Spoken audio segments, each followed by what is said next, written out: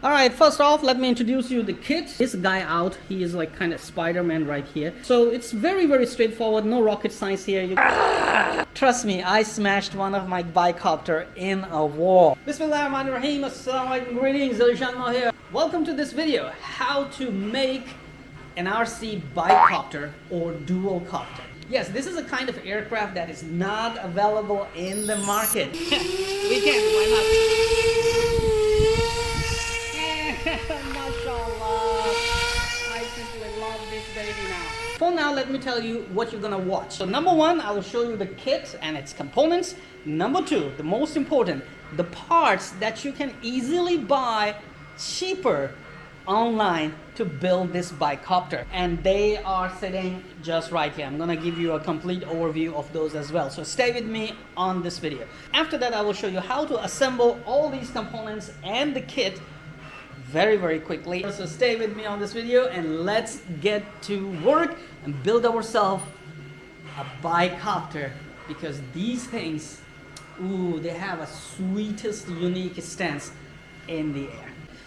Alright, first off, let me introduce you the kit. So this is the Talon 1 bicopter kit that you can download and print at your own disposal with your own 3D printers. Okay, if you do not have 3D printer, I can print it and ship it for you. And I have a very nice, the idea was to have, the pilot fell down. The idea was to have a cockpit that actually, is scale looking and that you can later put a servo in it.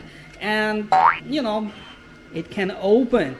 Well, it is very much doable. You can easily put a servo, so I have left a horn down there on this hatch so you can easily open it. And of course, you can put your Lego pilots inside. So this is your hatch and the nose right here where you can put the dummy pilots, and if it flies very well, actually I'm gonna add very nice layer. I left the place for it, for screws post, so I can make a base, dashboard, instrument panel, seats and everything, and you can put your Lego pilots. Okay, let me get this guy out. He is like kind of Spider-Man right here. So this is the main fuselage where everything will be housed. The ESCs will be sitting comfortably in these areas, so they will keep cool. There will be two arms right here. Okay, let's see how they will fit. Everything is nice and easy to fit, and it actually fits. All right, because as you have seen picture, I have assembled this. So it's very straightforward, no rocket science here. You can see the cables will neatly run inside, go all the way to ESC, all your flight controller and other stuff. Battery will be here, and of course the motors will be out here on this arm, and they will be tilt rotor with the servos. Now adding a servo down these arms, under these arms, looks very strange. So what I did was I built these kind of like tanks, like fuel tanks. So once you add the servo, they actually look like a fuel tank, and they actually look very beautiful. And you also have a servo that can tilt the arm, and of course you have this motor plates which will actually sit here and tilt the motors. All right, as you can see right here, they will tilt the motor and the servo will be down there using that servo. So I have three different mounts right here, motor plates right here, and then we have other accessories. We have a battery plate which will go in and lock on this plate right here. Bam, very easy. And then you pull this up, okay, this notch up, and then you can pull the battery out. So everything is actually done very well, and I had to print a couple of iterations. Like I have to print a couple of these things, took my time on it to make sure that everything just fits without giving you guys or girls any trouble. And this is our top cover, which will sit right here, okay, and you will also have your flight controller exposed right here. I mean the LCD and the button, so you can configure it right away without having to disassemble anything, because we are going to use the KK board, and trust me, you have to play a lot with the PIDs. And yes, I mean using a cheap flight controller like this, you have to spend sweet loving time playing with the PIDs and not to trust me, I smashed one of my bicopter in a wall.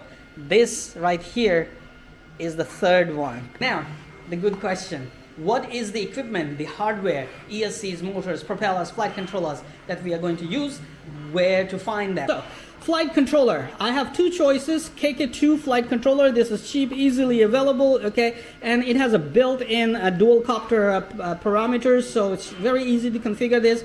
But it is only an 8-bit processor, so you have to play with PIDs a lot. But I can tell you it does work, and if you can nail those PIDs, you will have a very beautiful, very stable flying bicopter. Now the next one is a mini CC3D, very old. Many people think it's obsolete, but I'm surprised that the Libre Pilot is still alive and going, that project. And I can tell you, I used to build quadcopters using the CC3D Mini, and those were absolutely very, very stable quadcopters. Even my world's first tilt rotor FPV racing quadcopter I built using this one, and this thing has tons of options to configure your quadcopters, tricopters, and other stuff. So basically, you can also play with these settings on a custom settings, and you can configure a bicopter using CC3D. And if you can nail the settings once again, that will be even much more stable bicopter, because 32-bit processor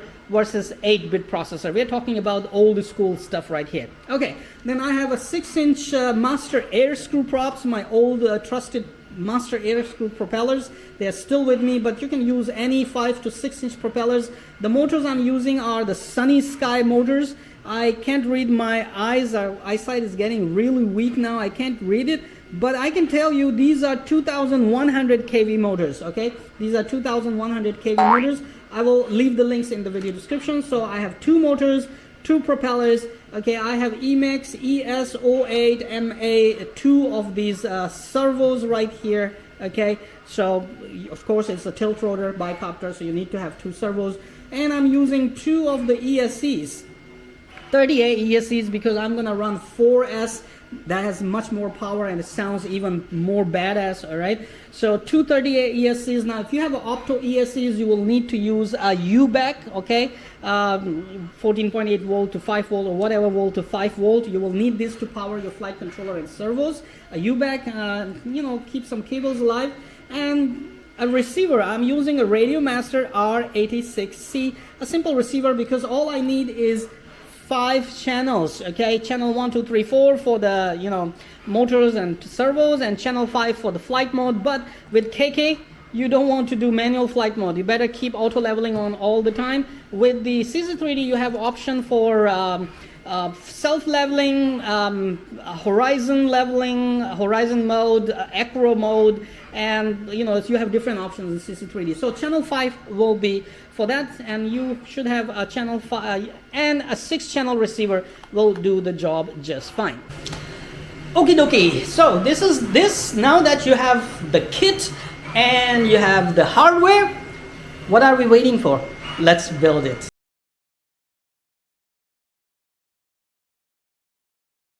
Crash, rebuild, bounce back, that's what I do.